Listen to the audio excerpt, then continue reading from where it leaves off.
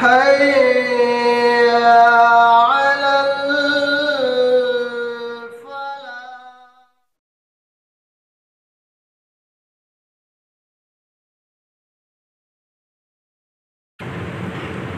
الحمد لله رب العالمين والصلاة والسلام على رسوله الكريم وبعد. أعوذ بالله من الشيطان اللعين الرجيم من همزه ونفثه ونفخه. بسم الله الرحمن الرحيم.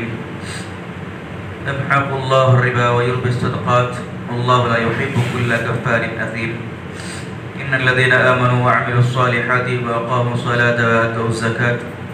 لهم أجرهم عند ربهم ولا خوف عليهم ولا هم يحزنون. يا أيها الذين آمنوا اتقوا الله وذروا ما بقي من الربا إن كنتم مؤمنين فإن لم تفعلوا فأذنوا بحرب من الله ورسوله وإن تبتم فلكم رؤوس أموالكم لا تظلمون ولا تظلمون. گزشتہ آیتوں میں اللہ رب العالمین نے صدقات اور خیرات اللہ کے راستے میں مال کو خرچ کرنے کی مختلف باتیں بیان فرمائی. اس کے بعد اللہ رب العالمین نے مومنوں کو، ایمان والوں کو سود کی حرمت بیان فرمائی اور سود کے کیا نقصانات ہیں اور زمانہ جاہلیت میں لوگ سود کو حلال قرار دینے کے لیے کیا دلیلیں دیتے تھے. اللہ نے اس کا تذکرہ فرمایا. پھر اللہ رب العالمین نے آگے فرمایا کہ یمحق اللہ الربا ویربی الصدقات، کہ اللہ تعالیٰ سود کو مٹاتا ہے اور صدقات کو پالتا ہے. اللہ لا یحب کل کفار اثیم، اور اللہ رب العالمین کسی بھی کافر نافرمان کو پسند نہیں فرماتا. اس آیت کریمہ میں اللہ رب العالمین نے یہ بات بیان فرمائی کہ رب العالمین سود اور سودی کاروبار کو جو ہے وہ بڑھاوا نہیں دیتا، اس کو اللہ رب العالمین مٹا دیتا ہے. اور جو شخص سود کے مال سے اپنے پاس دولت جمع کرتا ہے، ثروت جمع کرتا ہے، مختلف قسم کے وسائل جمع کرتا ہے، وہ بظاہر انسان کی ترقی اس میں نظر آتی ہے، لیکن حقیقی معنی میں سود کا کاروبار یا سود سے جو چیزیں انسان دنیا میں جمع کرتا ہے اور جو کچھ مال اپنے پاس سودی کاروبار کے ذریعے، سودی لین دین کے ذریعے جمع کرتا ہے، حقیقی معنی میں یہ مال کبھی پلتا نہیں، بڑھتا نہیں اور پنپتا نہیں. وقتی طور پر انسان کو اس بات کا احساس تو ضرور ہوتا ہے کہ میرے مال میں اضافہ ہو رہا ہے، لیکن اللہ رب العالمین اس میں ذرے برابر برکت نہیں دیتا اور یہ مال آدمی کا ہلاک اور برباد ضرور ہوتا ہے. اور بڑے بڑے سود کے کاروباری، سودی لین دین کرنے والے، سودی کاروبار کو اپنا مقصد بنانے والے دنیا کے اندر ایسی مثالیں موجود ہیں کہ انہوں نے سودی کاروبار کو اپنا مقصد اور اپنا کاروبار، اپنی تجارت بنایا. دیکھتے ہی دیکھتے وہ لوگ کنگال ہو گئے، مفلس ہو گئے اور ان کو ان کے مال کے اندر بڑا گھاٹا اور خسارہ اٹھانا پڑا. تو یہ سودی کاروبار، سودی لین دین کے بڑے اہم ترین نقصانات ہیں کہ آدمی وقتی طور پر اس سے فائدہ تو ضرور دیکھتا ہے کہ میرے مال میں بڑھوتری ہو رہی ہے، لیکن اللہ تعالیٰ اس کے اندر برکت نہیں دیتا. وہ چند سال کے بعد، چند دنوں کے بعد یا چند ماہ کے بعد وہ ضرور اس کے اندر خسارہ اور نقصان ہوتا ہے اور وہ ضرور مٹ جاتا ہے. اس کے مقابلے میں وَيُرْبِي الصَّدَقَاتِ، اللہ رب العالمین صدقات اور خیرات کو پالتا ہے، اس کو بڑا کرتا ہے. یعنی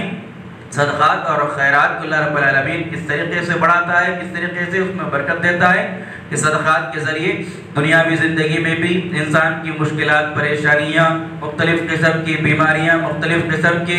آزمائشوں سے انسان کو نجات ملتی صدقات اور خیرات کے ذریعے دنیا کے اندر. اور یہی صدقات اور خیرات آخرت میں، آخرت کی زندگی میں بھی انسان کو اللہ کے عذاب سے بچانے کے لیے کافی ہو جاتا ہے. جیسا کہ اللہ کے رسول صلی اللہ علیہ وسلم نے ارشاد فرمایا کہ تم اللہ کے راستے میں صدقات اور خیرات کر کے اپنے آپ کو جہنم کی آگ سے بچاؤ، اور اگرچہ تمہارے پاس کھجور کی گٹلی کے اوپر کا جو چھلکا ہوتا ہے، اگر وہ چیز بھی تمہارے پاس ہے، یعنی تمہارے پاس اتنا مال، اتنی دولت نہیں ہے کہ تم اللہ کے راستے میں خیرات کرو، صرف تمہارے پاس کھجور کے اوپر، گٹلی کے اوپر کا چھلکا موجود ہے، اللہ کے رسول نے فرمایا کہ اگر تمہارے پاس یہ بھی ہے تو تم اس کو بھی اللہ کے راستے میں دو، صدقات دو، خیرات دو، اور اپنے آپ کو جہنم کی آگ سے بچاؤ۔ تو یہ صدقات اور خیرات کی برکتیں ہیں کہ جس میں دنیا کی زندگی میں بھی انسان کامیاب ہوتا ہے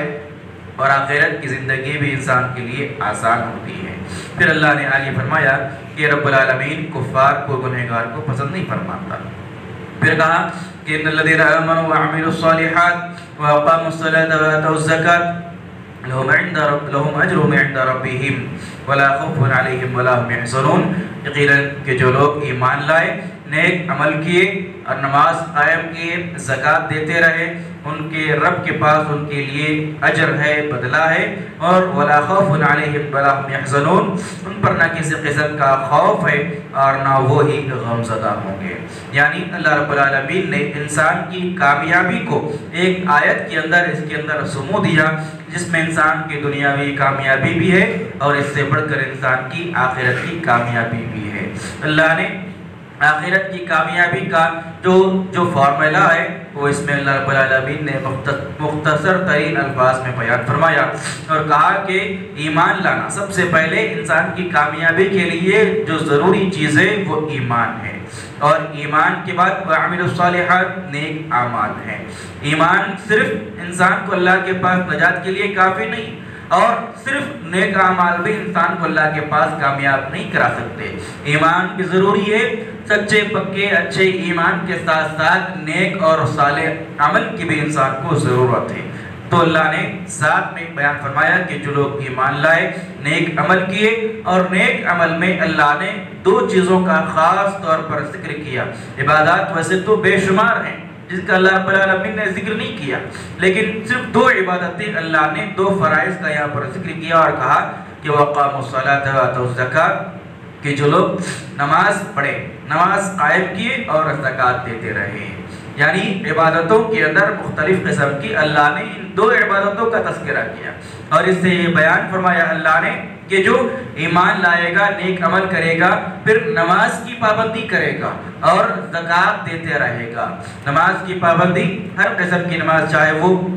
فرائض تو پڑھنا ہی پڑھنے ہیں، اس کے ساتھ ساتھ نفل سنتوں کی پابندی کرنا، یہ بھی انسان کی نجات اور کامیابی کا بہت اہم ترین ذریعہ ہے۔ اور وہیں اللہ نے زکوٰۃ بھی بیان فرمایا کہ جو لوگ زکوٰۃ دیتے ہیں، یعنی زکوٰۃ سے مراد وہ فرض زکوٰۃ بھی ہے کہ جو سال میں ایک مرتبہ صاحب استطاعت کو اللہ کے راستے میں دینی ہے، وہ فرض زکوٰۃ بھی یہاں پر مراد ہے، ساتھ ہی ساتھ نفل زکوٰۃ، نفل صدقات بھی مراد ہے۔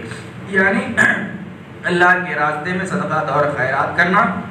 اللہ کے راستے میں اپنے مال کو خرچ کرنا، یہ انسان کی کامیابی کی دلیل اور کامیابی کا اہم ترین ذریعہ ہے۔ تو اللہ نے کہا کہ یہ چار عمل جو کرے گا، یعنی ایمان لائے گا، نیک عمل کرے گا، اور خاص طور پر نماز کی پابندی کرے گا، زکوٰۃ دیتا رہے گا، ایسے لوگوں کا بدلہ تو اللہ ہی کے پاس ہے، اور ایسے لوگوں کو نہ دنیا میں کوئی خوف لاحق ہوگا اور نہ آخرت میں وہ کسی قسم کے غم میں مبتلا ہوں گے۔ پھر اللہ نے آگے فرمایا کہ یا ایھا الذین آمنوا اتقوا اللہ، کیا ایمان والو اللہ سے ڈرو، وذروا ما بقی من الربا، اور جو کچھ بھی سود میں سے تمہارے لیے باقی ہے اس کو چھوڑ دو، ان کنتم مؤمنین، اگر تم مومن ہو۔ یعنی پچھلی زندگی کے اندر ایمان لانے سے پہلے یا سود کی حرمت معلوم ہو جانے سے پہلے جو کچھ بھی تمہارا سودی کاروبار چلتا رہا وہ تو اللہ تعالیٰ معاف کرنے والا ہے اگر بندہ سچے دل سے اللہ کے پاس توبہ کرتا ہے، لیکن اگر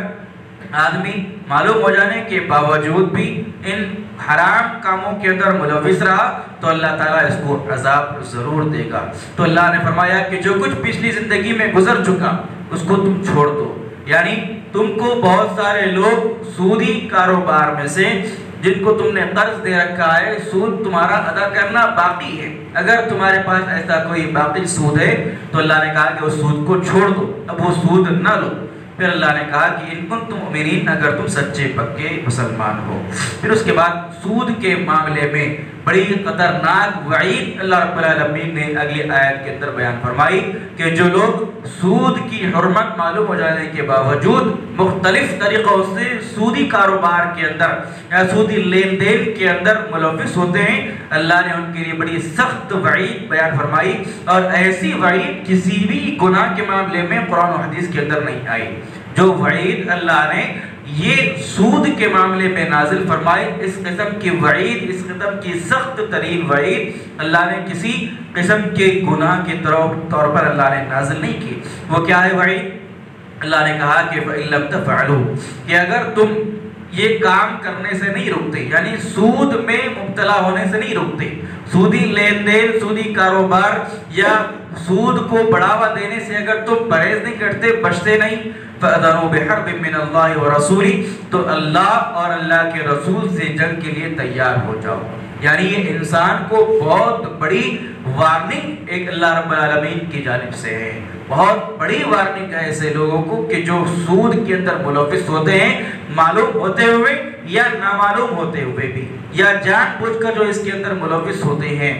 یا اپنی زندگی کی مجبوریوں کا بہانہ بنا کر سودی کاروبار کے اندر ملوث ہوتے ہیں، اپنی زندگی کی مختلف مجبوریوں کو دلیل دیتے ہیں کہ سود کو لینا اور دینا جائز ہے۔ ایسے لوگوں کے معاملے میں بھی اللہ نے یہ وعید بیان کی کہ جو لوگ سود کو لیتے ہیں، سود کو دیتے ہیں، سود کو جائز سمجھتے ہیں، کسی بھی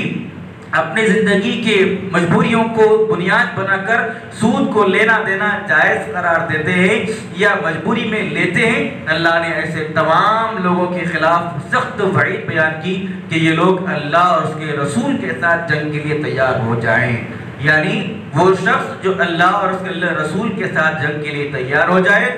وہ اپنی زندگی میں کبھی بھی کامیاب نہیں ہوتا۔ جو شخص اللہ کے خلاف جنگ کا اعلان کر لے، جو شخص نبی کے خلاف جنگ کا اعلان کر لے،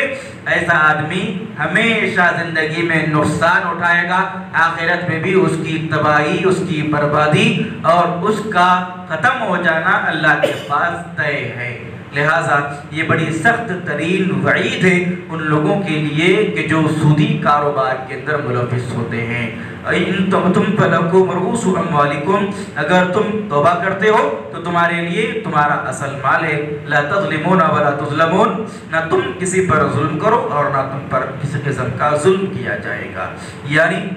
یہ ایک بڑا الٹیمیٹم ہے، یہ سخت ترین وعید ہے اور یہ سخت ترین وارننگ ہے تمام ان انسانوں کے لیے کہ جو سود کے اندر ملوث ہیں۔ لہذا بحیثیت مومن، بحیثیت مسلمان، ہمیں اپنی کمائیوں کا، ہمیں اپنی تجارت کا، ہمیں اپنے کاروبار کا،